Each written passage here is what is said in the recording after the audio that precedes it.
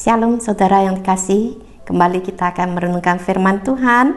Mari kita lihat di kitab Bilangan pasal yang ke-26 ayat yang ke-59.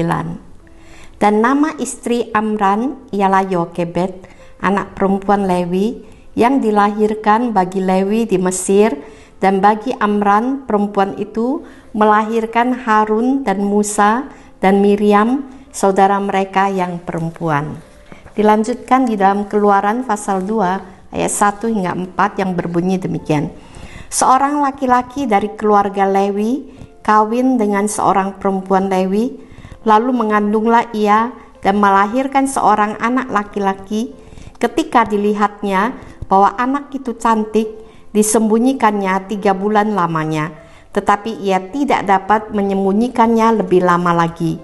Sebab itu diambilnya sebuah peti pandan, dipakalnya dengan gala-gala dan diletakkannya bayi itu di dalamnya, dan ditaruhnya peti itu di tengah-tengah teberau di tepi sungai Nil. Kakaknya perempuan berdiri di tempat yang agak jauh untuk melihat apakah yang akan terjadi dengan dia. Tema renungan pada hari ini ialah peranan seorang ibu yang beriman. Ia adalah ibu kandung Musa, seorang wanita kaum Lewi yang beriman dan takut akan Tuhan. Namanya Yokebed, yang berarti Yahweh adalah kemuliaanku. Allah adalah kemuliaanku. Sungguh seumur hidupnya ia hidup bagi kemuliaan Tuhan.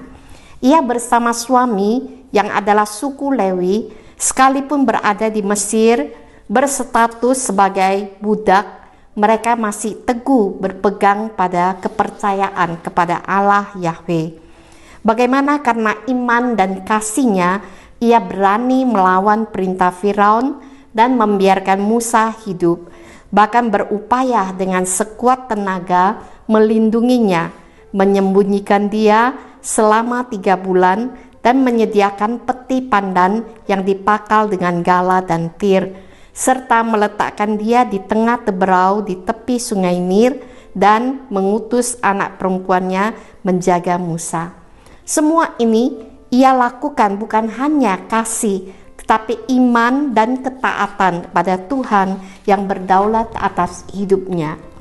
Allah mau bertindak menyelamatkan bangsa Yahudi yang ketika itu dalam penindasan, bahkan terhadap keluarga Yokebed yang dalam ujian besar. Allah membutuhkan seorang yang menggenapi rencananya. Saat itu, siapakah orang yang harus terlibat dalam rencana penyelamatan Allah terhadap bangsa dan dunia ini? Yokebed. Yokebed tidak pernah terbayang Allah mempunyai rencana besar dan ajaib dalam hidup anaknya. Kelak ia menjadi penyelamat bangsanya dan yang menerima hukum Taurat dari Allah, serta yang memberitakan dan mewariskan hukum Taurat bagi kita hari ini. Semua itu bisa terrealisasi terletak pada pilihan dan tindakan Yokebed. Yokebed seorang yang tenang dan teliti, dengan iman dan hikmat di dalam pertolongan Tuhan. Ia mulai merencanakan proyek penyelamatan bagi anaknya dan melibatkan seluruh anggota keluarga melakukan perannya. Akibatnya, di masa yang penuh ketakutan dan ancaman penganiayaan, ia dapat berperan sebagai inang penyusu dan dapat dengan leluasa membesarkan anaknya dan mendidik dia di dalam Tuhan.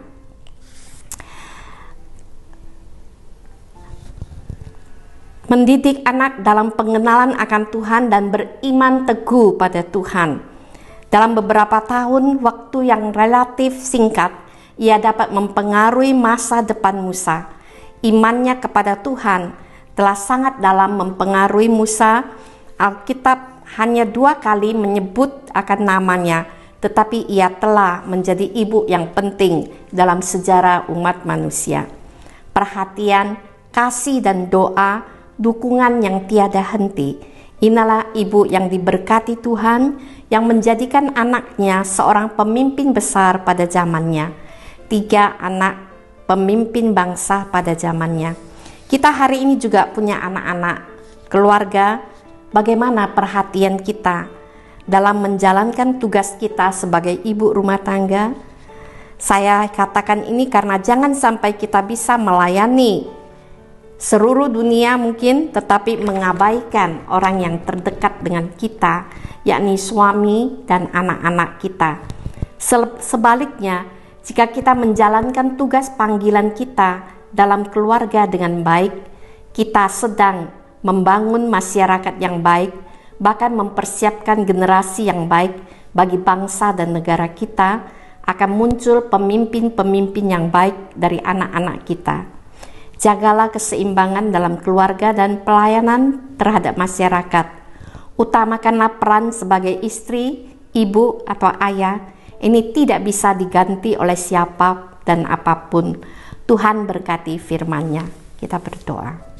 Tuhan, tolong kami mengerti panggilan hidup kami dan terlibat dalam penggenapan rencana-Mu yang indah.